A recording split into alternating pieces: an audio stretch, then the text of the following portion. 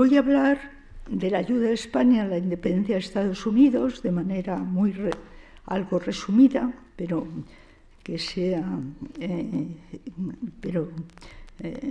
que penetre en alguna de los fundamentos de esta ayuda, y cuesta un poco después de todo lo que hemos oído y de lo que tenemos encima. Pero vamos a hacer un esfuerzo por pensar en nuestro pasado como fue. Esto es importante, hagamos un paréntesis, porque es importante para nosotros mismos y para nuestra autoestima. Sin la ayuda de España y Francia, especialmente de España, los colonos norteamericanos no hubieran podido lograr la independencia de Estados Unidos.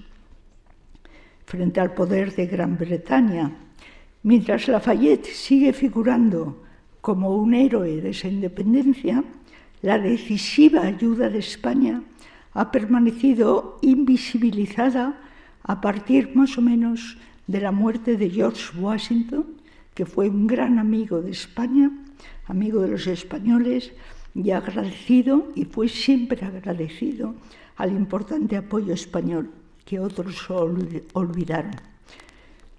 Hago un resumen lo más rápida que pueda. Años 1760-1779. Ese es lo primero que vamos a ver. Estamos un poco más allá de mediados del siglo XVIII. En un mundo ya global, desde el descubrimiento de 1492, el tornaviaje, en fin, tenía aquí bastante explícito todo lo que hizo España en esa primera globalización. Hay un gran documental de López Linares que pueden ustedes llegar a él y realmente ese tornaviaje en 1565 hizo posible, como saben, abrir el camino desde Asia a América, y ahí acabarían confluyendo en México, la carrera de Indias desde Sevilla, luego Cádiz en España. Es la primera globalización histórica. Y quiero insistir en ello porque repercute en todas partes, mejor o peor, lo bueno y lo malo. España en el siglo XVIII sigue siendo una gran potencia europea. No es la hegemónica, sigue siendo una gran potencia mundial. No es la hegemónica indiscutible que fue en los siglos XVI y XVII, con las extensas posesiones en Europa, América y Asia. Al morir Carlos II, como recordarán, sin descendencia directa, estalla la terrible guerra de sucesión, que fue muy desgraciada para España, y se pierden los territorios europeos, pero sigue teniendo un poder formidable en los reinos de Indias prácticamente intactos. Gran Bretaña, aliada con Portugal, seguía siendo el gran enemigo de España, como ahora, por lo menos con las falsedades que se hacen. Al perseguir los británicos desde la guerra de sucesión mencionada, el monopolio del asiento de negros, el gran negocio de la esclavitud desde África a América, entre otras cosas. Un negocio, recuerden, prohibido desde el principio por la reina Isabel la Católica para los españoles. Para Carlos III, la amenaza británica era muy importante, sobre todo para la Nueva España e incluso para la propia península. Después de la Paz de París, 1763, un antes y un después, que es cuando acaba la guerra, puso fin a la Guerra de los 7 años, guerra en Europa que solventa la rivalidad franco-británica a favor de Inglaterra. Un territorio tan estratégico e importante como Florida había caído en manos de los británicos. Los ingleses buscaban, para controlar el mundo de entonces, la posibilidad de abrirse un camino hacia el Pacífico. además de reponerse de los gastos de guerra a través de las colonias americanas, de las propias y de las ajenas. Algo que preocupaba a Carlos III, al monarca, y a ministros españoles como Florida Blanca o el conde de Aranda, muy sensibles en sus escritos y ordenanzas respecto a lo que Inglaterra pretendía. ¿Qué pasaba antes de 1763 en las colonias británicas? Inglaterra dejaba hacer, es decir, permitía un alto grado de autonomía en esas colonias, lo que denominaban como, comillas, política de descuido saludable. Recuerden que el extremo territorio del norte de América se fue poblando con una larga tradición de migración disidente de origen inglés, fundamentalmente. Una migración diversificada que en general se clasifica en diversos grupos que voy a mencionar brevemente porque es como se entiende la historia de Estados Unidos. Primero, la muy conocida por todos de los padres peregrinos del Mayflower y todo tipo de puritanos, cuáqueros, comunidades religiosas, a veces perseguidas o incómodas en el viejo continente, que buscaban un refugio espiritual y libertad para ejercer su culto y que migraron desde principios del siglo XVII.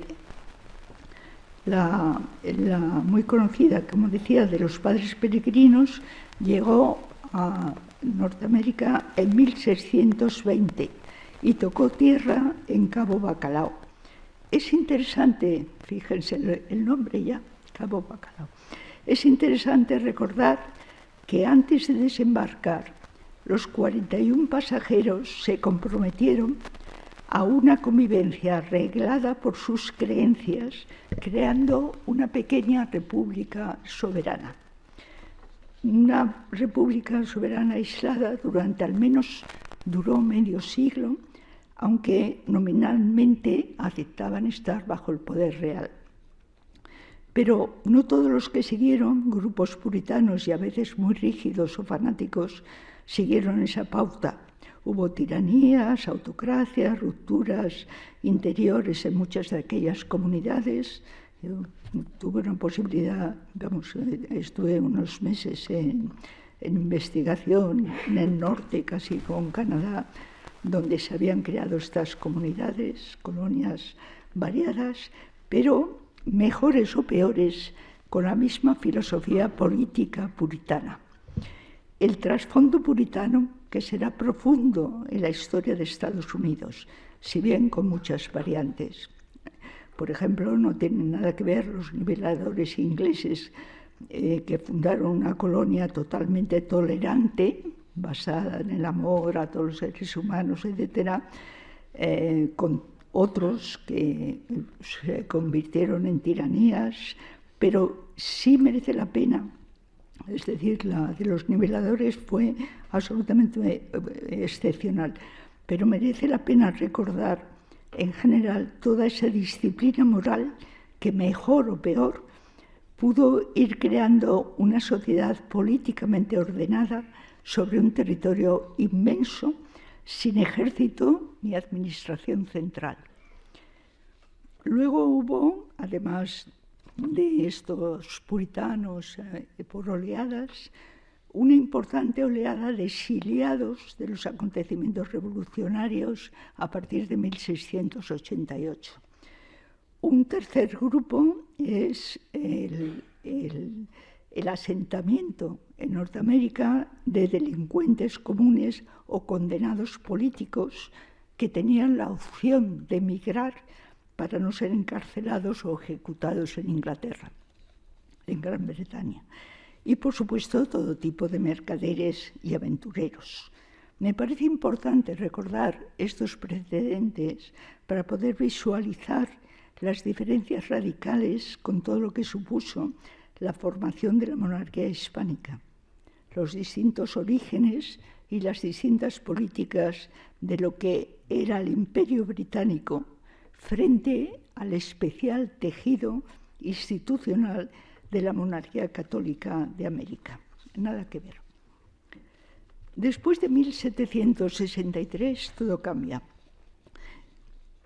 Gran Bretaña busca recuperar los costosos gastos de la guerra franco-británica, a la que en el último momento, como saben, recordarán, envolvió a España por los pactos de familia de los Borbones, y desde luego España salió mal parada.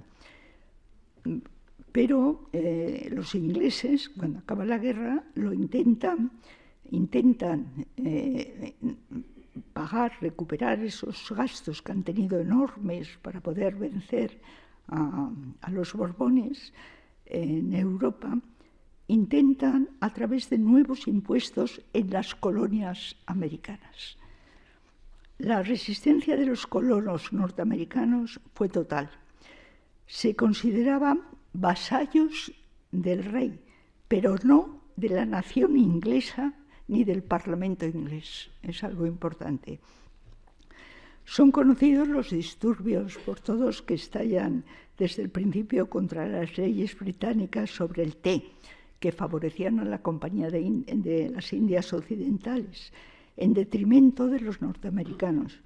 Y es famosa la rebelión de los colonos, ha salido en cine muchas veces, disfrazados de indios, que en 1773 arrojaron al mar las cargas de té que se llevaban los buques ingleses antes de que pudieran salir de Boston. Fue este movimiento famoso de rebelión.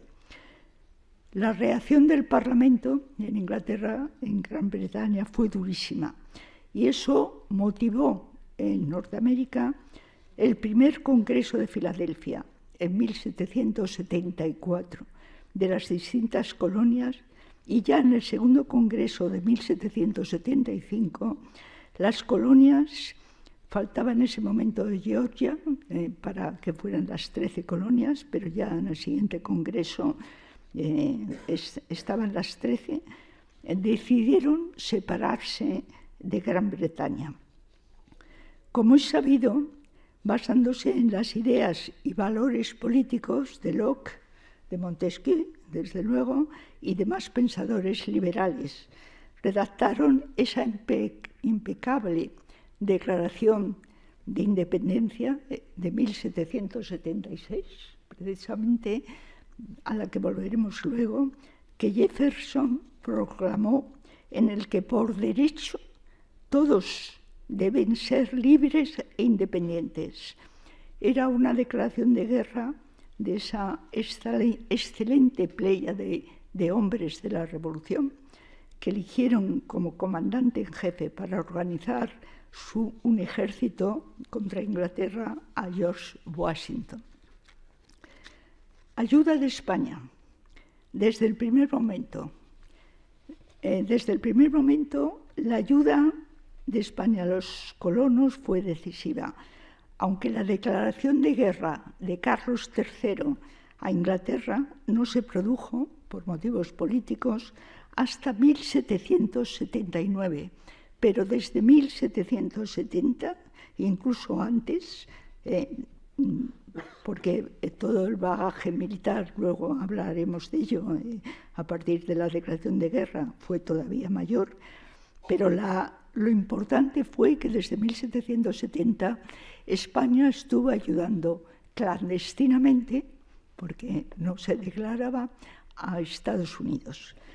Cuando se inician los planes de declaración de independencia, el ejército de las 13 colonias era lo más parecido a un grupo de voluntarios que apenas tenían pólvora, ni tampoco uniformes, ni medicinas, ni tiendas de campaña, ni dinero para sufragar la guerra contra el Imperio Británico. Esta fue la ayuda principal y primera de España. Bernardo de Gálvez organizará un ejército de criollos, de indios y afroamericanos liberados, desde la Reina Católica, y luego con respaldo de una cédula dada por Carlos II en 1693, Los afroamericanos, que si da tiempo volveremos a hablar de ellos, porque lucharon bastante. Los afroamericanos que huían de la esclavitud de las colonias quedaban protegidos y libres en los territorios españoles por esa cédula porque ya desde la Reina Católica se había prohibido la esclavitud, y la cédula especial de Carlos II en 1693. En territorios españoles, los afroamericanos huidos eran libres, con la única condición de convertirse al cristianismo. La cooperación decidida, temprana y eficacísima de Bernardo de Gálvez y un importante grupo de españoles de gran calado, algunos comisarios regios de Carlos III, yo traía unas pequeñas semblanzas de 3 de ellos, no sé si leerlas rápidamente, pero para que se hagan una idea de los personajes que eran. Luis de Unzaga y Amézaga, desde 1770 y antes, apoya secretamente a los norteamericanos frente a las tropas británicas que van llegando a América para reprimir colonos sublevados por los nuevos impuestos. Antes de la masacre de Boston, ya va creando ya una red de espías para conocer los movimientos del enemigo. Es consciente de la debilidad de Luisiana y crea el llamado puesto Ungaza, que todavía existe el recuerdo allí, para que sirviera de información y de libre comercio. Fue pionero en 1776, sobre todo, en entregar los suministros por vía secreta. Ayuda al general Lee y a Patrick Henry, considerado padre fundador en Estados Unidos.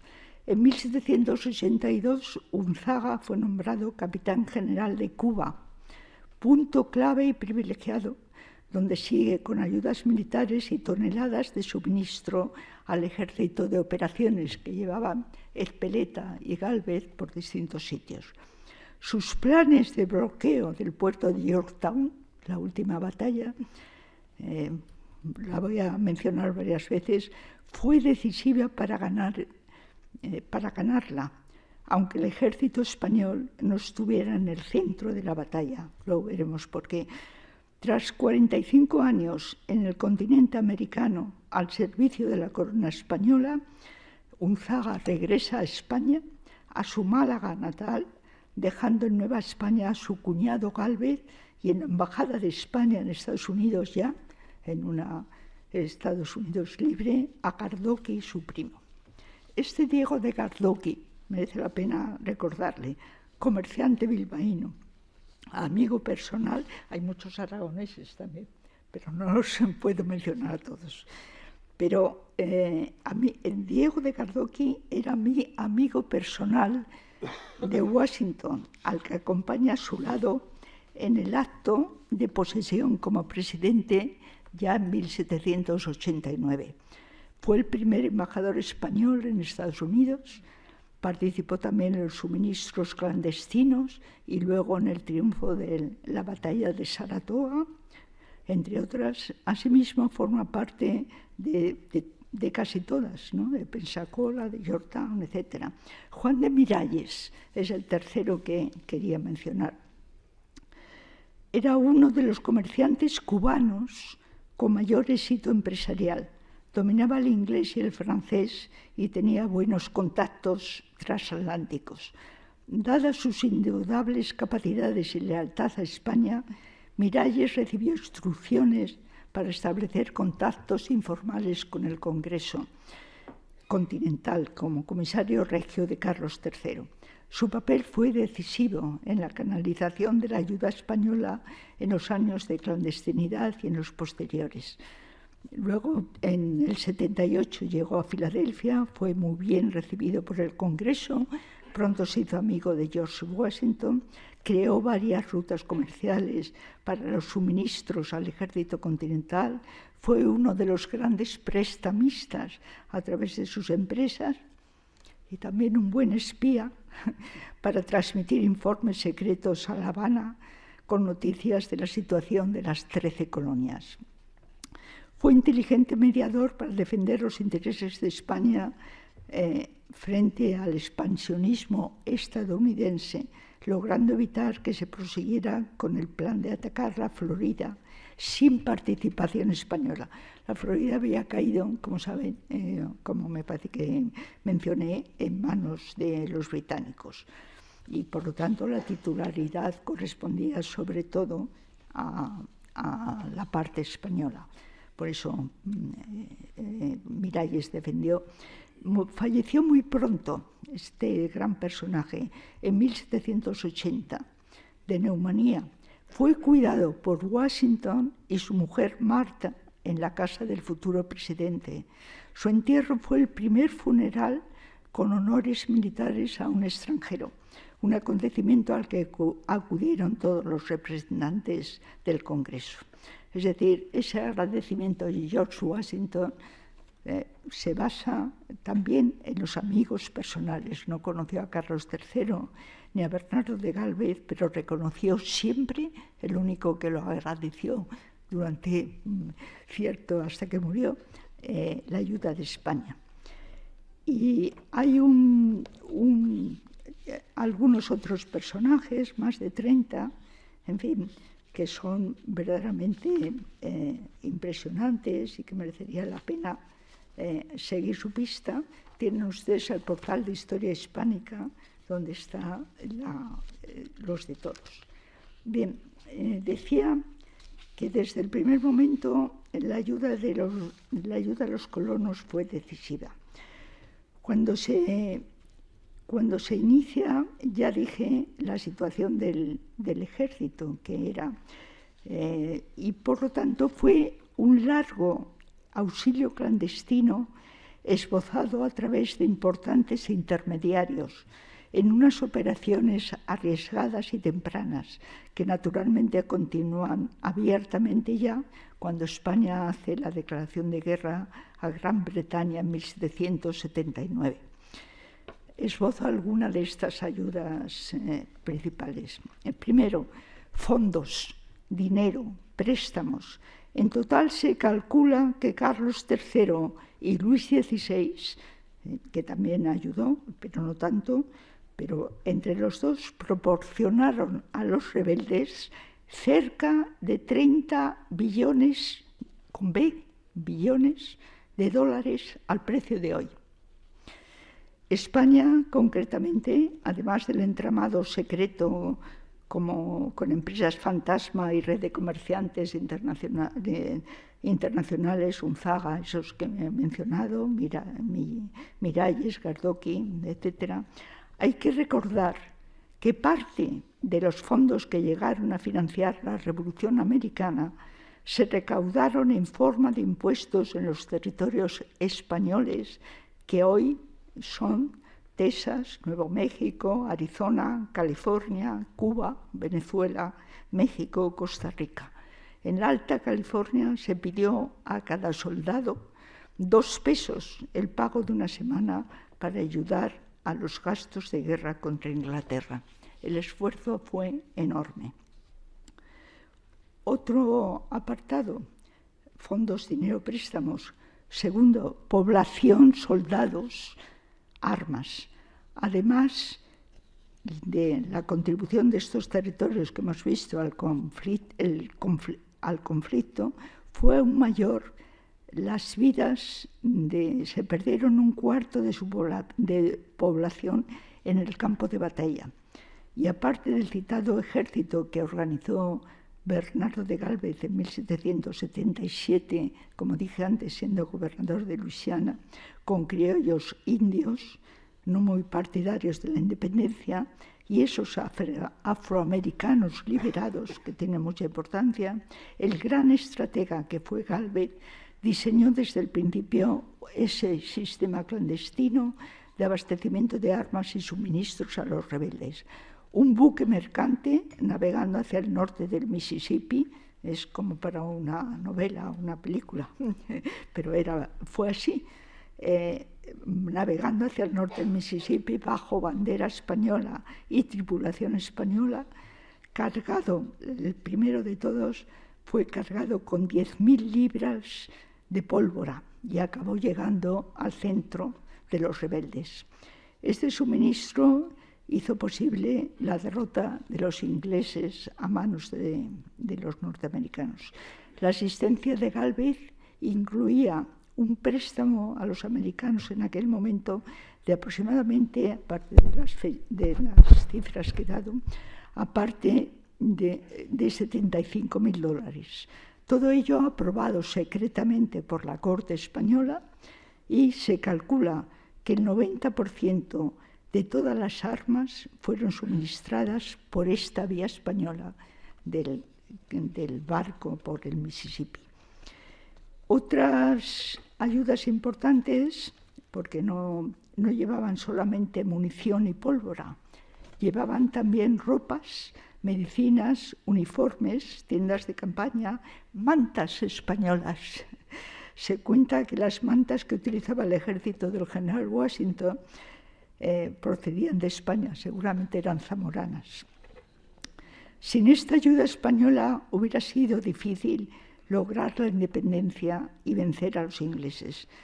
Como señala algún historiador americano, Ferreiro, el ejército continental, liderado por George Washington, nunca se hubiera alzado con la victoria de no ser por la intervención de sus dos aliados, Francia y España, del otro lado del Atlántico. Gran Bretaña perdió totalmente América. Hay una última cosa de ayuda que sí me gustaría comentar en la guerra ya, es decir, cuando ya la declaración de guerra ha sido la ha declarado Carlos III.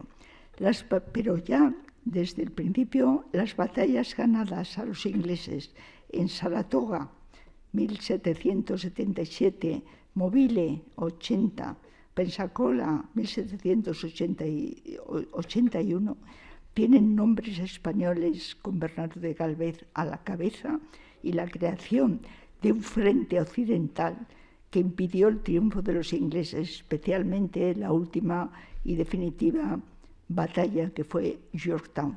Con el bloqueo hispano que se pudo se ganaron los norteamericanos gracias al bloqueo hispano que hizo posible la derrota final de Gran Bretaña. Merece recordar especialmente aquí, como símbolo de la decisiva ayuda española en esta última batalla, a Juan de Francisco de Saavedra y Sangronis. Antes le quería haber mencionado, pero me lo he saltado ya, organizador de la Marina allí en Norteamérica en 1781, que además de estar en todas las batallas que he mencionado, como los miles de soldados y militares hispanos que lucharon y muchos perdieron sus vidas en ellos, lograron aislar la ayuda naval que hubiera necesitado el ejército británico en Yorktown. Es una historia también de cine, que no la voy, se lo traía, pero hemos empezado demasiado tarde, pero realmente necesitaron en un momento dado una cantidad de 1.200.000 libras y fue Saavedra quien fue a La Habana a buscar el dinero para los franceses, para de Grasse, que necesitaba este dinero para pelear directamente en aquella batalla. Pero realmente una cosa que nos enfada mucho a los historiadores es que es como si España no hubiera estado en esa batalla y estuvo realmente bloqueando y dando dinero hasta el final, hasta la victoria final. El desconocimiento de todas estas historias es pavoroso y los españoles somos malos publicistas de lo bueno que hemos hecho, a veces. Las casacas rojas se rinden y en 1783 se firmará la Paz de Versalles, quedando, como decía antes, como Gran Bretaña como potencia fuera de América. Para Carlos III y España aunque se recuperó la Florida y se mantuvieron los virreinatos americanos y sus territorios, la no recuperación de Menorca y de Gibraltar resultó muy frustrante y muy doloroso. Antes mencionamos la incorporación al ejército de Gálvez de los afroamericanos liberados. Pues la afirmación de igualdad de todos los seres humanos, el indio como persona, se hizo extensible a los afroamericanos, como decía antes, que huían de la esclavitud y eran protegidos en los dominios españoles, por lo que ya he mencionado anteriormente, la cédula de Carlos II, y con la condición de convertirse al cristianismo. La legislación española reconocía la personalidad moral y jurídica a los esclavos donde estuvieran, además de a los esclavos huidos, además de algunos derechos, como el derecho de autocompra, seguridad personal, etcétera, etcétera. Hay un personaje importantísimo que se le menciona mucho en la región donde estuvo, Manuel de Montiano, que era el gobernador de la Florida y que fue el fundador, cuando se enteró de que los esclavos huidos eran perseguidos en ese territorio. En 1738, el gobernador de la Florida, ya en poder español, lo que hizo es, informado de los abusos y la resistencia de los esclavos, liderados por el mandiga liberto Francisco Menéndez, decretó en 1738 la libertad de todos, y para consolidar su decisión mandó establecer un fuerte cerca de San Agustín, la ciudad más antigua de América, fundada por Pedro Menéndez de Ávila en 1565, fuerte en el que los esclavos huidos pudieron vivir como personas libres. Hasta 1821, en que la Florida pasó definitivamente a Estados Unidos, se desmanteló el fuerte, si bien los españoles evacuaron a Cuba a los pobladores, donde reanudaron sus vidas como hombres libres. Bueno, tenía varias cosas, pero ya para acabar, una alusión a la Declaración de Independencia. La tengo aquí, la conocen todos. La declaración por Thomas Jefferson, que fue el redactor, es uno de los textos más importantes e influyentes que ha ejercido como modelo en nuestra era contemporánea, basados sus principios, como se dijo, en la filosofía política de John Locke, de Montesquieu, de Rousseau y otros. No la leo, pero recuerden que en ella todos los hombres son iguales, son dotados por su creador de ciertos derechos inalienables, entre los que se cuentan la vida, la libertad y la búsqueda de la felicidad, etcétera, etcétera. Y todas las medidas tienen que ser con el consentimiento de los gobernados. Siempre cualquier forma de gobierno se vuelve destructivo para tales fines, es derecho del pueblo alterarlo o abolirlo o instituir uno nuevo, etcétera, etcétera. En fin, son principios que fueron la base de la gran revolución americana. Pero la realidad norteamericana, recordarán, se encontraba en una contradicción enorme. No vamos a entrar en las tensiones y luchas políticas entre Jefferson y los padres fundadores de espíritu democrático frente, por ejemplo, a los federalistas unitarios de Hamilton y otros. Lo importante es que ganó el liberalismo, por así decir, y la democracia. Pero es evidente que entre los textos de Declaración de Independencia y la de derechos se levantaba la existencia de miles de esclavos en los estados del sur. Aunque de momento se llegó a una situación acorde, los padres fundadores de la independencia no perdieron nunca el control sobre el territorio que habían unificado. De momento se llegó a una situación acorde, inestable, conocemos bien la historia posterior, los problemas que surgieron en la propia redacción de la Constitución y la tremenda guerra civil que todos conocemos bien entre el norte y el sur en el siglo XIX. Y todo lo que ha supuesto, a pesar de la abolición de la esclavitud después de la terrible guerra de secesión, pues casi 2 siglos de lucha contra la segregación de los afroamericanos para poder llegar a tener los mismos derechos que los blancos, y todavía ahora, a pesar de importantes avances, en esta realidad perdura el racismo en algunos estados americanos y grupos humanos norteamericanos. Menciono esto no en contra, ni mucho menos, es una situación histórica, pero lo menciono porque la ayuda de España a las colonias rebeldes es tanto más interesante, aparte de unir fuerzas frente a los ingleses, si se tiene en cuenta la contraposición entre criterios y legislaciones de la gran potencia que era todavía la monarquía hispánica, frente a los criterios sobre la esclavitud que guiaron la legislación norteamericana y la mentalidad de origen británico que penetró en buena parte de los ciudadanos blancos de Norteamérica.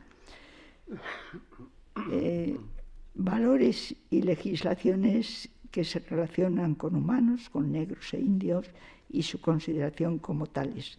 Recuerden, aunque sea por encima, que en los dominios españoles en América durante 3 siglos hubo etapas diferentes, pero una vez pasados los momentos del descubrimiento y de la conquista, se van fijando las leyes de Indias y la reafirmación de los derechos inviolables de los indígenas como seres humanos. La integración y el mestizaje sería el sello del mundo hispánico, como dicen tantos historiadores y escritores, Carlos Puente, León Portilla, la lista Silvio Zavala sería inacabable. Y debe ser motivo de orgullo. El indio como persona que se extendía a los afroamericanos liberados, como ya sabemos, nunca hubo genocidio. Desde la reina Isabel a la legislación posterior se fomentaron los matrimonios mixtos y quedó claro la igualdad a ambos lados del Atlántico de todos los súbditos bajo la corona. El padre Vitoria, la escuela de Salamanca, primera vez en el mundo en que se debate seriamente sobre si hay justos títulos para la apropiación y colonización. La evangelización que llevan a cabo distintas órdenes religiosas protegidas por la corona contribuyeron a salvar las lenguas indígenas principales. Saben que había miles de lenguas y había pueblos cercanos que no se entendían entre ellos. Las principales las salvaron utilizando las bases de la gramática latina de Nebrija. Naturalmente que se produjeron abusos o se violaron leyes, pero existió siempre la posibilidad y el hecho de jueces y de trámites legislativos a favor de los derechos individuales de todo súbdito y desde luego de los indios. Una monarquía policéntrica con varios centros, recuerden, México era uno de los principales centros del mundo con la llegada a sus puertos del galeón de Manila por un lado y la carrera de Indias por otro. Los españoles llevaron lo que tenían en aquel momento, su lengua, su religión, su legislación, la cultura occidental en la que estaban. Yo siempre decía en las clases de la universidad que no sabíamos quiénes éramos si no veíamos América, si no conocíamos América. Esas catedrales, esas ciudades en el interior de los territorios, no simplemente en la costa para comerciar o para salir corriendo, como era normalmente en los comerciantes ingleses, por ejemplo. La diferencia, por lo tanto, entre británicos y norteamericanos, la diferencia con británicos y norteamericanos es evidente, ya que su justificación de la apropiación de tierras basada en la doctrina de Locke fundamentalmente se legitima por su carácter utilitario y económico, capaz de producir una mayor productividad y riqueza. La esclavitud entraba en ese necesario utilitarismo que condenó a los negros y también, a medida que Estados Unidos crece como gran potencia, a los propios indios, que lo conocemos bien, aunque solo sea por los westerns que hemos visto, ¿no? Que eran absolutamente, y si recordamos nombres como Jerónimo, entendemos algo más de lo que pasó. En fin, de nuevo vuelve a surgir una reacción, es decir, que como si no se hubiera perdido nunca, sobre las tergiversaciones y falsedades de nuestra historia en historiadores americanos y españoles. Siguen los mitos alrededor de una cansina leyenda negra para otros muchos y sobre todo para un público ignorante que no quiere saber. Todavía la verdad de los hechos que decía Hannah Arendt, está olvidado. Fernández de Armesto ha escrito y ha manifestado una profunda crítica a la frivolidad y falsedad de un museo que se acaba de inaugurar en Nueva York y donde no responde para nada a la realidad vivida. La historia del mundo es verdad que no puede entenderse sin la historia hispana, algo que cuesta asumir, y cuesta asumir por los propios españoles. Los libros, por ejemplo, de Sueiro, Mentiras creíbles y verdades exageradas, medias, todo a la mitad, y demuestra muy bien los principios en que se basa. Viene a cuento el título de una obra de Calderón de la Barca, que ha sido mencionada, que yo misma utilicé con los mismos fines hace años. No siempre lo peor es cierto, que es una frase de Calderón de la Barca, una obra, una comedia de Calderón de la Barca. Y no puedo dejar de recordar al gran hispanista sueco Arnoldsson, que murió muy joven y que escribió varios libros sobre la leyenda negra española y decía textualmente, yo creo que con todo acierto, que la visión que se daba de España, incluso por algunos españoles, era para él la mayor alucinación colectiva de Occidente. Y seguimos en ella. Una reflexión ultimísima, rápida, de todas las revoluciones habidas, porque me parece muy importante, de todas ellas, la única que ha triunfado es la Revolución Americana. La primera de todas en la modernidad y la única, como dije antes, que no perdieron el control sus impulsores, la Revolución de las 13 colonias. Todas las demás han fracasado. Si pasan ustedes revista, sus objetivos no se han cumplido y han costado millones de muertos y serios conflictos hasta llegar a un cierto equilibrio, como el caso de Francia y otros países de Europa. En el peor y frecuente caso es que se conviertan esas revoluciones en tiranías o dictaduras de asesinos y de expropiadores. Algunos historiadores han estudiado intensa y brillantemente en ocasiones revoluciones como la francesa de 1789, yo también, y otras, en la que constatamos,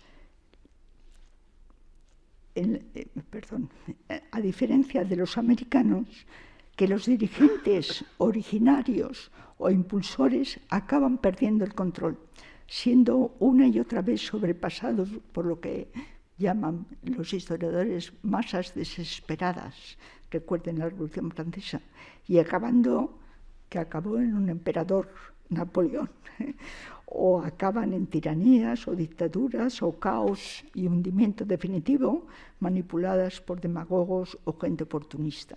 Esto no pasó en Norteamérica y es importante.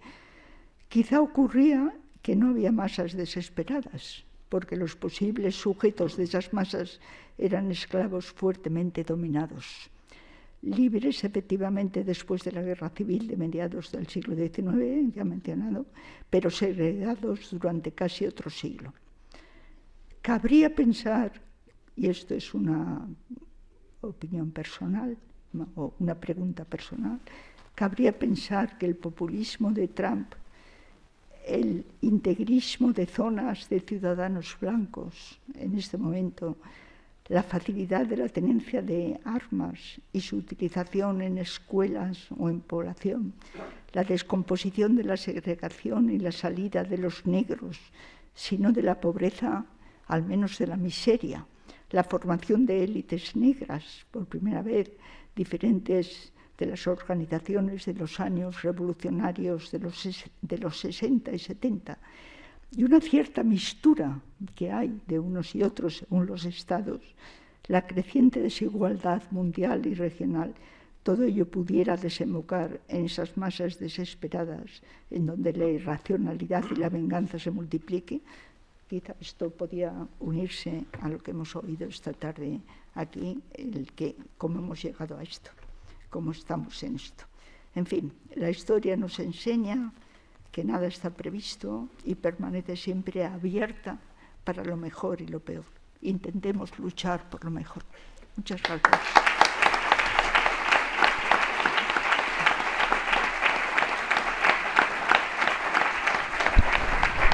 Construimos un mundo con más oportunidades para las personas, para conseguir una sociedad más inclusiva y sostenible. Fundación Ibercaja. Juntos hacemos más.